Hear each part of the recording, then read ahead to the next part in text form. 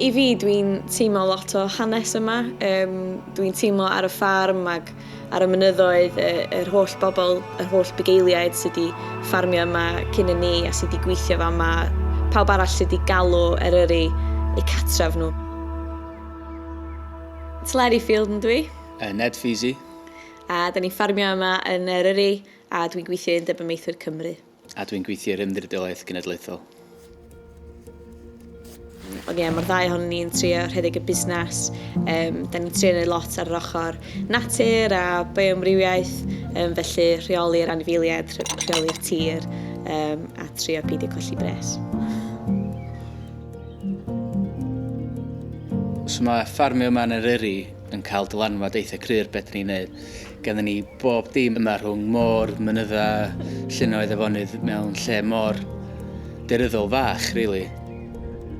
Ie, i fi, dwi'n meddwl, pan dyn ni'n gweithio ar y ffarm, ti mor brysur ac yn sbio lawr ac yn canolbwyntio ar y jobsys, a wedyn bob hyn a hyn, ti jyst yn sbio fyny ac yn gweld lle wyt ti ac yn gweld y mynyddoedd yn y cefndir a mae bron yn sioc a ti'n meddwl, o waw, ie, dyma lle dwi a mae'r mynyddoedd i gyd o'n gwmpas i.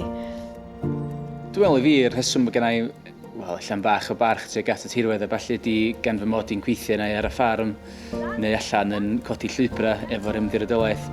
Felly dwi'n gweld faint o waith sy'n cael ei roi fewn i jyst i cadw'r lle fel mae o. O dan y wyneb mewn ffordd.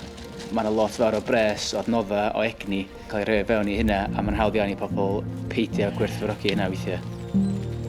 Mae o bendant yn lle sy'n cael ei gweithio, mae'n cael ei byw fewn, mae'n go iawn mewn ffordd. So mae gennym ni 2 gi, a ia, maen nhw'n cwmni da, maen nhw'n digon o egni na. Mae nghi wedi cael ei ddysgu drwy Cymraeg, gan bod ci tlei wedi cael ei treinio'n bach mewn Saesneg. Jyst i trio cadw pethau ar wahân. Yn syml i fod, ond diolch yn gweithio fel e.